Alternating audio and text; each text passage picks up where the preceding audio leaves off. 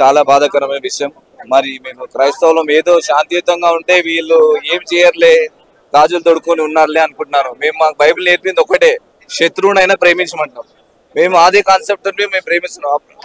ఇప్పుడు చనిపోయిన ప్రవీణ్ బ్రదర్ కూడా ఎప్పుడు మనిషిని మీరు ఒక ముస్లిం లాగా చూడకండి, ఒక హిందువు లాగా చూడకండి, ఒక సిక్కు లాగా చూడకండి, మనిషిని మనిషిలాగా చూస్తేనే మీరు ఎప్పుడు కలిసి ఉండాలని చెప్పింది ఆయన ఒక్కటే. ఆయన చెప్పింది మంచి మాటలే, అన్నది ప్రీ ప్లాన్ గా అతన్ని చంపడం జరిగింది. మాకైతే జస్టిస్ జరగాలి. మరి ఆ పవన్ కళ్యాణ్ గారు అక్కడ జరిగింది ఈపీలో కాబట్టి ఆయన మాకు కరెక్ట్ ఇంకా రిజల్ట్స్ ఇవ్వలేదు. ఇంతవరకు కూడా పోస్ట్ మార్టం ఇప్పుడు 3 days ఎందుకు పడుతుంది? అంత ఇన్ఫ్లుయెన్స్ ఉండి కూడా 3 days ఎందుకు టైం పడుతుంది? 1-2 hours రావచ్చు పోస్ట్ మార్టం రిపోర్ట్స్. ఎందుకు డిలే అయింది? అదంతా ప్రీ ప్లాన్ గా జరిగింది. మాకైతే జస్టిస్ కావాలి. ఇదంతా ప్రీ ప్లాన్ గానే జరిగింది. ఇదంతా కుట్ర, రాజకీయమైన కుట్ర. ఓకే, ఇన్ని రోజులు లేదు. ఇప్పుడు వచ్చింది కూడా అన్ని చిన్న చిన్న ఛానల్స్ వచ్చారు. మరి ఇద్దరు ఒక పెద్ద channel, TV channel, TV9, TV5 వారు ఎవరు రాలేదు. ఎందుకంటే వాళ్ళు భయపడుతున్నారు. పెద్ద పెద్ద రాజకీయ పార్టీలు ఉన్నాయి, వాళ్ళ భయంతో వాళ్ళు ఇక్కడ రాలేరు. వాళ్ళంతా దొంగలు. ఆ పైసలు అమ్ముడు పోయేటోళ్ళు టీవీ ఛానల్స్ అన్ని, TV9, TV5 వాళ్ళు. వాడు ఎవరు డబ్బులు ఇస్తే వాళ్ళ దగ్గర ఇప్పటి వరకు ఒక్కడు రాలేదు ఇక్కడ. TV5 వాడు కానీ, TV9 వాళ్ళు కానీ, పెద్ద టీవీ వాడు ఒక్కడు కూడా ఇక్కడ రాలేడు. అన్ని చిన్న చిన్న టీవీ ఛానల్స్ వచ్చాయి. దీనికి అంతా కారణం ఇది పక్కా బీజేపీ. ఇదంతా కుట్ర, బీజేపీ యొక్క కుట్ర ఇదంతా. ఇంతకు ముందుకి ఎప్పుడు ఇలా లేదు. ఇప్పుడు ఎందుకో మళ్ళీ ప్రతి ఒక్క చిన్న సంఘంలో మేము చిన్నగా పాటలు పెట్టుకున్నా వస్తారు, కంప్లైంట్ ఇస్తారు, ఇష్యూ అంటారు. మరి ఏంటిది? మేము ఎవరికైతే ఇబ్బంది పెట్టట్లేదు కదా, మేము మనిషిని మారుస్తున్నాం. కాకపోతే మేము మనిషిని మారమంటున్నాం, ఏమి రాంగ్ వేలోకి వెళ్ళమంటలేదు కదా. మాకైతే జస్టిస్ కావాలి. ఇదంతా కుట్రపూరితంగానే జరిగింది. వి వాంట్ జస్టిస్, అంతే. చంద్రబాబు నాయుడు దర్యాప్తు చేస్తున్నాం, సహనంతో ఉండమని అంటున్నారు. చంద్రబాబు నాయుడు దర్యాప్తు చేస్తున్నాం, సహనంతో ఉండాలి అని అంటున్నారు. సహనంతో ఉండమంటారా? ఏం దర్యాప్తు? ఆయన అలే అంటారు. ఇంకా సహనం అంటే ఎలాగైనా వీళ్ళు కాంప్రమైజ్ అయిపోతారులే, ప్రేయర్ చేసుకుంటే ఇంట్లోనే ఉంటారు, వీళ్ళు ఏం చేయలేరు అనుకుంటారు. సహనంతో ఉంటారు. చెప్పండి బ్రదర్, ఒక మత ప్రబోధకుడు మంచి మనిషి అని చెప్తున్నారు. అతన్ని హత్య చేయాల్సిన అవసరం ఎవరికి ఏమొచ్చిందంటారు? హత్య చేయాల్సిన అవసరం ఎందుకు వచ్చిందంటారు? ఎందుకు వచ్చింది? ఆల్రెడీ వార్నింగ్ ఇచ్చారంట కూడా పోలీసు కూడా. ఆయన వార్నింగ్ వచ్చింది, నాకు ఇట్లా ప్రాణహాని ఉందని పోలీసు కూడా మెసేజ్ ఇచ్చారంట. అయినా కానీ ఏం పట్టించుకోలేదు పోలీసు వాళ్ళు ఏం పట్టించుకోలేడు. ఎందుకంటే ఆయన ఏం చేసింది ఏం లేదు, మనుషులను మారుస్తున్నారు అంతే. ఇప్పుడు నేను కూడా ఒకప్పుడు తాగుతుండే, అన్ని చేస్తుండే. నేను మారిన దీంట్లోకి వచ్చిన తర్వాత ఏమైంది? నేను చేంజ్ అయ్యాను. నేను ఇప్పుడు నా ఇంటి పక్కన నా స్నేహితులు ఉన్నారు, ప్రతి ఒక్కళ్ళు హిందూస్ ఉన్నారు, ముస్లిమ్స్ ఉన్నారు, అందరూ మేము కలిసి బాగానే ఉంటున్నాం. ఇవన్నీ రాజకీయ కుట్రలు, ఇవన్నీ రాజకీయ కుట్రలు. ఇదంతే.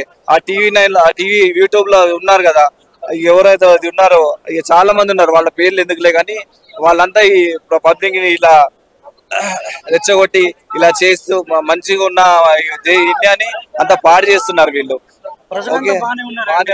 ఇప్పుడు ప్రవీణ్ గారు చెప్పింది ఏదైనా రెచ్చగొట్టే వ్యాఖ్యలు అయితే ఎక్కడ లేవు. ఆయన మంచిని చెప్పినారు, మంచిని బోధించినారు.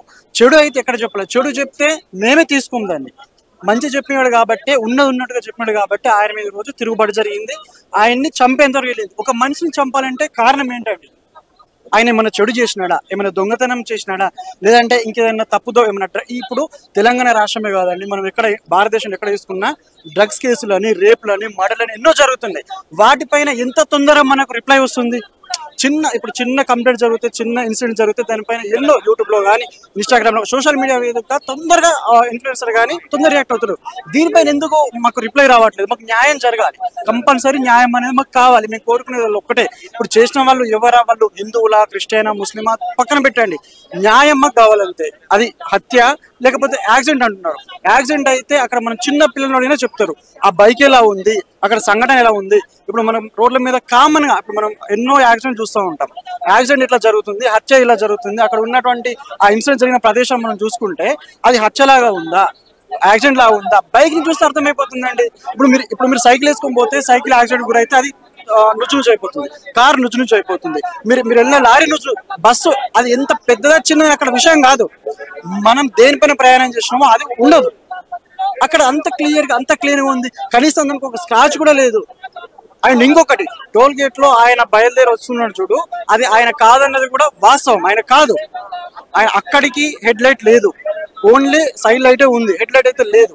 ఆయన కాదు అన్నది అది వాస్తవం అండి. అది ఎవరు చూసినా కూడా ఈజీగా. పోలీసులు 100% ప్రవీణ్ పగడాలనే హెడ్ లైట్ వేసుకోకపోవడం వల్లనే ఏమైనా జరిగి ఉండొచ్చు అనే అనుమానం వ్యక్తం చేస్తారు. అసలు అది మ్యాటర్ కాదండి. మీకు స్పష్టంగా అర్థమయ్యేట్టు చెప్పాలంటే ప్రీ ప్లాన్డ్ గా ఆ బైక్ నడిపింది ప్రవీణ్ పగడాల గారు కాదు. ఎందుకు అంటే ఒకవేళ ఆయన బైక్ నడిపుంటే టోల్ ప్లాజా దగ్గర మనుషులు ఉన్నారు కదా, అందరు వ్యతిరేకమైన మనుషులు ఎవరు ఉండరు కదా. నాకు ఏదైనా అపాయం జరిగిందంటే అన్న నాకు ఇలా ప్రాబ్లం అవుతుంది, ఇలా వీళ్ళు వస్తున్నారని కామన్ గా చెప్పుంటారు కదా.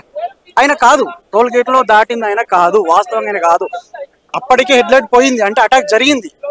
ఆయన ఎక్కడో ఏదో చేసేసి ఆ బైక్ ఆ పర్సన్ ఎవరికి ఇచ్చారు. ఆయన మీరు గమనించండి, ఆ టీ షర్ట్ కానీ ఆ ప్యాంట్ కానీ ఆయన సైజ్ కాదు. ఆ షర్ట్ ఇప్పుడు నేను షర్ట్ వేసుకున్నాను, దీనిపైన ఇంకో షర్ట్ వేస్తే ఎలా ఉంటుంది, ఇలా బయటకు వస్తుంది, అలా ఉంది. ఆ పర్సనాలిటీ అయింది కాదు, ఆ స్టమక్ అయింది కాదు, ఆ మజిల్స్ అయింది కాదు, అది వేరే పర్సన్. ఆయన అయితే కాదు. అంటే ఇంకోటి ఏమంటున్నారంటే ప్రాణభయం ఉన్నప్పుడు ఒంటరిగా ప్రయాణించకపోవడం మంచిది కదా, ఎందుకు లేదంటే ప్రతి ఒక్కరికి ఉంటుంది ప్రాణ భయం అనేది. ఇప్పుడు ఆయన అంటే ప్రతి ఒక్కరికంటే ఐ మీన్ ఇప్పుడు సాధారణ వ్యక్తి కాదు. ఇప్పుడు కాదని చెప్పి ఎవ్రీ టైం 24 hours ప్రతిసారి ఒక్కొక్క నలుగురిని మెయింటైన్ చేసుకునో లేకపోతే ఇంకేదో ఆయన దైవ సేవకుడు అండి. ఇప్పుడు ఆయన నలుగురిని పెట్టుకున్నా సరేనో చంపాల్సుకున్న వాడు ఎలాగైనా చంపొచ్చు, ఎందుకంటే ఆ నలుగురితోనే చంపించవచ్చు. అది ఇప్పుడు ఈ రోజులో డబ్బుతోనో ఇంకో దీంతోనో ఇంకో పరపతితో ఉపయోగించి చంపాలి అనుకున్నవాడు ఎలాగైనా చంపొచ్చు. నలుగురు ఉన్నా చంపుతాడు, ఒక్కడున్నా చంపుతాడు. ఈయన వెళ్ళేది దేవుని సేవకు, దేవుని సేవను ప్రచురించడానికి వెళ్తున్నాడు. రాత్రి టైంలో సరే ఎవరైనా అవైలబుల్ ఉండొచ్చు, ఉండకపోవచ్చు. ఆయన పడే ప్రయాసం ఇంకొకరిని ఎందుకు ఇబ్బంది పెడతాడు? సరే నేను వెళ్తానులే. ఇప్పుడు వచ్చే ప్రమాదాన్ని ఆయన పసిగడతాడా? పసిగట్టలేడు కదా, ఆయన తెలియదు కదా. ఏమో అంటే తెలిసినా కూడా ఇంకొకరు ఇబ్బంది పెట్టాను ఎందుకు, నేను వెళ్తాను అనే కోణంలో ఆయన ఉంటాడు తప్ప అసలు ఆయన చంపాల్సిన అవసరం అయితే లేదండి. కూటమి ప్రభుత్వంపై పోలీసులపై పూర్తి నమ్మకం ఉంది, నిజాయితీగా దర్యాప్తు చేస్తారనుకుంటున్నారు సార్? మేము అనుకోవట్లేదు వాళ్ళు నిజాయితీ దర్యాప్తు చేస్తారని మేము అనుకోవట్లేదు. మాకు నమ్మకం లేదు. ఎందుకంటే ఒక చిన్న వ్యక్తి చనిపోతే అక్కడ ఫస్ట్ నుంచి ఒక ప్రాసెస్ ఉంటుంది. పోలీసు వాళ్ళు రావడము, అక్కడ ఇన్వెస్టిగేషన్ చేయడము, చుట్టూ బారికేడ్ వేయడము, అక్కడ ఆధారాలు మిస్ అవ్వద్దు. ఫస్ట్ క్రైమ్ సీన్ లో ఎవిడెన్స్ మిస్ అవ్వద్దు. ఎవిడెన్స్ కలెక్ట్ చేశారా తెలీదు, ఎవిడెన్స్ మిస్ అయినాయి. ఇప్పుడు ఆ బైక్ పైన ఫస్ట్ నుంచి చూద్దాం మనం.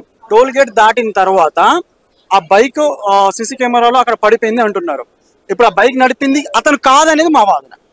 అతను కాదు అన్నప్పుడు ఇప్పుడు ఇది తర్వాత తెలిసింది మనకు. బట్ ఫస్ట్ పోలీస్ వాళ్ళు ఏం చేయాలి, అక్కడ ఎవిడెన్స్ కలెక్ట్ చేయాలి, ఫింగర్ ప్రింట్ కలెక్ట్ చేయాలి. ఆ బైక్ పైన పట్టుకొని ఉన్న ఫింగర్ ప్రింట్స్ అతనిదా కావాలని మనకు తెలియాలి కదా. మరి ఏం కలెక్ట్ చేస్తున్నారు? జస్ట్ సాధారణంగా రోడ్ నుంచి నడుచుకుని పోయేటప్పుడు ఏదో అసలు ఆయన చనిపోయిన టైం ఎప్పుడు, వీళ్ళు అబ్జర్వ్ చేసింది ఎప్పుడు, చూసింది ఎప్పుడు, ఫైండ్ అవుట్ చేసింది 10-10:30 తర్వాత అంట. ఆయన ఎప్పుడు చనిపోయినాడు, ఎప్పుడో తెల్లవారుజామున చనిపోతే అంతవరకు ఎవరు చూడలేదా? చూసినా కూడా అసలు ఆ ఎవిడెన్స్ ఎందుకు కలెక్ట్ చేయలేకపోయారు? అక్కడికి నార్మల్ ఇప్పుడు మనం ఎట్లా వచ్చినామో అందరు వచ్చి అక్కడ భూమి ఉన్నారు, అక్కడ ఎవిడెన్స్ ఇంకెక్కడ ఉంటాయండి? అంటే ప్లానే కదా, ఎవిడెన్స్ పోవాలనే కదా. సరే పోలీసు వాళ్ళకి అంత ఇంట్రెస్ట్ ఉండి అంత కరెక్ట్ మేము సాఫీగా చేయాలి, అంత కరెక్ట్గా చేయాలి అనుకుంటే వాళ్ళకి ఒక ప్రాసెస్ ఉంటుంది. క్రైమ్ సీన్ ని ఫస్ట్ వీళ్ళు వెరిఫై చేయాలి, వీళ్ళు వాళ్ళ కంట్రోల్ తీసుకోవాలి. క్రైమ్ సీన్ ని పోలీసు వాళ్ళు కంట్రోల్ తీసుకున్నారా? ఇది ఒకటే క్వశ్చన్. చివరిగా చెప్పండి, ఇప్పుడు ఒక సామాన్య పర్సన్ ఒక రోడ్డు మీద యాక్సిడెంట్ తోనో లేకపోతే ఏ విధంగా చనిపోయినా పోలీసు వాళ్ళు అసలు ఎంత హడావిడి ఉంటుందండి. ఇప్పుడు ఇక్కడ చూడడానికి వచ్చిన మమ్మల్ని ఇంత హడావిడి చేస్తున్నారు, అక్కడ చనిపోయిన దగ్గర ఎందుకు హడావిడి చేయట్లేదు? మేము నా యుద్ధానికి వచ్చినామా? మేము చూడడానికి వచ్చిన మమ్మల్ని ఇంత ఆపుతున్నారు. సరే ఓకే, అది వాళ్ళ ప్రాసెస్, ఓకే, అది మా క్షేమం కోసం మేము కాదనట్లేదు. కానీ క్రైమ్ సీన్ లో ఎందుకు ఇంత చేయలేదు? పోనీ ఏమైనా అడవిలో ఉందా? తెలియని ప్లేసా? రోడ్డు పక్కన, దాని పక్కన పెట్రోల్ బంక్ ఉంది, ఎంత టైం పడుతుంది అక్కడ చేరుకోవడానికి? ఏమన్నా హిమాలయాలకు తీసుకెళ్లి చంపేసినారా? అడవిలోకి తీసుకెళ్లి చంపేసినారా? రోడ్డు పక్కన ఉన్న శవం దగ్గరికి చేరుకోవడానికి ఎంత టైం పడుతుంది? సరే మరి చూసింది కూడా కానిస్టేబుల్ పోలీసులకు ఇన్ఫర్మేషన్ ఇవ్వడం ఎంత టైం పడుతుంది? ఈ రోజులో 100 కాల్ చేయండి, 150 కాల్ చేయండి, 108 కాల్ చేయండి, మేము వస్తాము, మేము ఉంటామని చెప్తున్నారు. మరి ఆ కానిస్టేబుల్ మరి ఇన్ఫర్మేషన్ ఇవ్వలేకపోయారా? ఇన్ఫర్మేషన్ ఇస్తే మరి రాలేకపోయారా వీళ్ళు? మనకెందుకు అనుకున్నారా? మనకెందుకు అనుకుంటున్నాయి కదా, పోనీ ఎవిడెన్స్ అయితే ఫస్ట్ అంతా పోయిన తర్వాత వెళ్దాం అనుకున్నారా? అంటే డౌట్, నా డౌట్, కామన్ డౌట్ ఇది. ఎవిడెన్స్ కలెక్ట్ చేయాలి కదా, చేయలేదు. మీకు ఏం జస్టిస్ కావాలని కోరుకుంటున్నారు? మేము క్రైస్తవులమా, హిందువులమా, ఇక్కడికి వచ్చిన వాళ్ళు ముస్లింల, క్రైస్తవ, ఇది కాదండి. ఇక్కడ మతం గురించి పక్కన పెట్టండి. ఒక సామాన్య వ్యక్తిగా, ఒక కామన్ పర్సన్ గా, ఇప్పుడు మన ఇంట్లో ఒక 10 నెలలో సంవత్సరము పెంచుకున్న కుక్క పిల్ల చనిపోతేనే మనం ఒక 2-3 years వరకు దాన్ని మర్చిపోలేం. ఈయన సమాజానికి ప్రవీణ్ గారు మంచిని నేర్పించినారు, మంచి గురించి మాట్లాడినాడు. అటువంటి వ్యక్తి చనిపోతే, అసలు ఆయన యాక్సిడెంట్ లో చనిపోతే మనమే ఎవరేమీ చేయలేం. అది యాక్సిడెంటా, హత్య, అది మాకు తెలియాలి. మాకు న్యాయం కావాలంతే.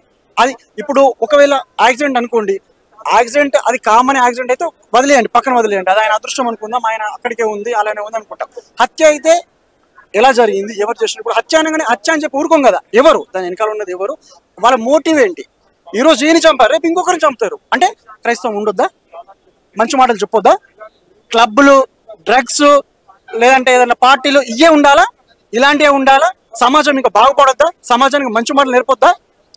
ఒకనొకప్పుడు 1940 నుంచి 1930, 40, 50, 60, 70 వరకు ఒక నిమ్న కులస్తుడు, ఒక తక్కువ కుల జాతి వాడు, ఒక కింది కులస్తుడు వాడి బతికేలా ఉండేది. ఇప్పుడు ఎలా ఉంది, నా కులం ఏంటి, నా గోత్రం ఏంటి, అసలు నువ్వేంటి, నేను ముట్టుకోకూడదు, నువ్వు నా దగ్గర రాకూడదు అనే ఆచరణలు ఉన్న రోజులు అవి. అట్లా ఉండొద్దురా మనము, అలా కాదు, ప్రతి ఒక్కరూ ఈక్వలే, సమానంగా బ్రతకాలి, శాంతిగా బ్రతకాలి అని నేర్పించండి. ఆయన ఉన్నదే చెప్పిన, లేనిదైతే కల్పితమైనదైతే రాయలే కదా. ఫర్ ఎగ్జాంపుల్ ఒక గ్రంథాన్ని తీసుకుంటే, పరిశుద్ధ గ్రంథాలు కానీ, ముస్లిం గ్రంథాలు కానీ, హిందువుల గ్రంథాలు, ఆ గ్రంథంలో ఉన్నదే చెప్పినాడు కదా. లేనిది చెప్తే నేను ఒప్పుకోను, మీరు ఒప్పుకోరు. యాజ్ ఎ హిందువుగా హిందువు ఒప్పుకోడు, క్రిస్టియన్ క్రైస్తవుని నేను ఒప్పుకోను, ఇస్లాం వాళ్ళు ఒప్పుకోరు. లేనిదైతే చెప్పలేదు, ఉన్నదే బాబు మన గ్రంథంలో ఇది ఉందండి, మనం పొరుగు వారిని ప్రేమించాలి, మనం పొరుగు వారిని దగ్గర తీయాలి, ఎవరిని చిన్న చూపు చూడొద్దు. ఒకప్పుడు మదర్ తెరిసా వచ్చి అదే చేసింది, ఆమె తప్పు చేయలేదు కదా. అలాంటివి బోధించడం తప్పులేం బోధించలేదు కదా. తప్పులు బోధించినట్టయితే ఎవరు ఒప్పుకోరు కదండి. ఇంతమంది ఎందుకు రావాలి ఈరోజు, మాకేం పని లేదా, పని లేకుండా వచ్చామా. అది మాకైతే ఖచ్చితంగా న్యాయం కావాలండి. ఎలా జరిగింది, ఎందుకు జరిగింది, ఎవరు చేశారు, దాని మోటివ్ ఏంటి. ఎందుకంటే ఇప్పుడు దీన్ని ఈరోజు మేము ఇట్లా వదిలేస్తే